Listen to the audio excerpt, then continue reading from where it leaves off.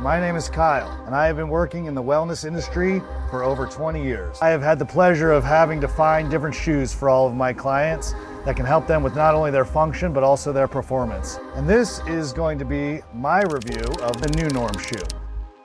Typically, I've always been kind of a Nike kid. Those Metcons have been shoe of choice, so I'm looking for something a little bit more minimalist, but still has a bunch of control. So let's give these a go. So here at Stretch Effect, we're looking at the Nunorm minimalist shoe. This is gonna be the same way that our bare feet were designed to function, with some serious protection as well as some comfort and stability. So here we're gonna have some toe box and some heel protection. This is gonna leave us from getting scuffed up, which is gonna happen in the gym, as well as some of this medial and lateral arch for any of those lateral motions that we might run into in the gym. Here with kind of this fly knit mesh upper, and then you're gonna have this durable rubber that's gonna roll all the way around. What are you working out? I'll just do a little bit of everything. Some lower body stuff, some functional training, some running. I'll see some strength stuff. We'll see some agility stuff. All right, let's put these shoes to the test. For me, I'm normally a 10.5. These are 11. They feel pretty good. Got plenty of space here in the toe. The width is really good. It's not too wide, which I kind of like. And they still have a little bit of cushion, which some of them you can like only feel the ground. And I would say this gives you like kind of that in between. How do they feel out of the box? Like, do they feel stiffer? Or No, they feel actually kind of light. Is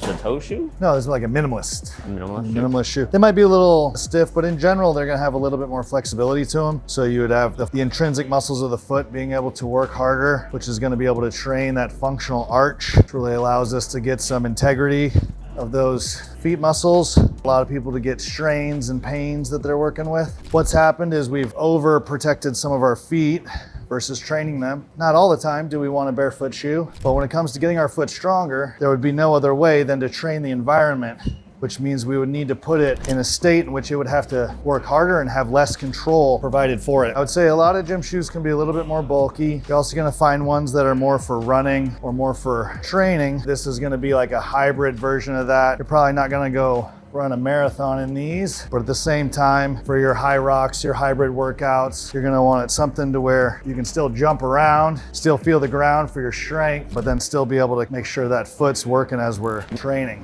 What's like the main type of workout that they would want to buy these shoes? What would they be doing? So they'd be doing more functional fitness. Back in the day, used to just do strength training, just used to do cardio. Now we're gonna be looking at doing a little bit all the above, which is a good thing. It's just, we need some footwear that'll allow us to be dynamic in our workouts, so we're not sitting there. I'm gonna change our shoes going from running to lifting. You know, some of the lifting shoes can have too stiff of a bottom. Some of the running shoes are too squishy, too soft. Yeah. Also, the running shoes are made to go straight versus sideways, which depending on what we're doing. So that's why I'm liking the lateral stability in these. Like right now, you can tell the difference between that you're walking on turf versus if you're walking on flat Oh yeah, ground. you can feel different foot surfaces, so your feet have to contour. It's like an in-between on like a Vivo and something that's like super flat. Some of them might have a little bit more control with it.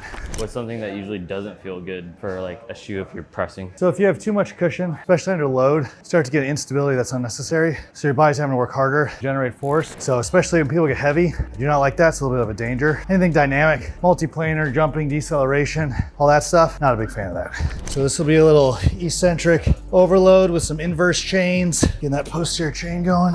What is this? So this is the ultimate single leg stability extravaganza. The nice part and why we like it is it forces you to engage with the ground. So you have to push down to create stability. Same on the ground, once you're pushing down to use the ground to move forward. So on here, we have to create some stability, find that center, change our center of mass, and still be able to provide that stability. Promise you, it's a lot harder than I make it look. Shoes feel good though. I can grip the ground. I don't feel like I'm losing any balance. I feel like I can still maintain my arc. All right, we got day one in the Nunorm barefoot trainers. I'm gonna say pretty solid here actually. They still have tons of flexibility, but still have a good amount of cushion.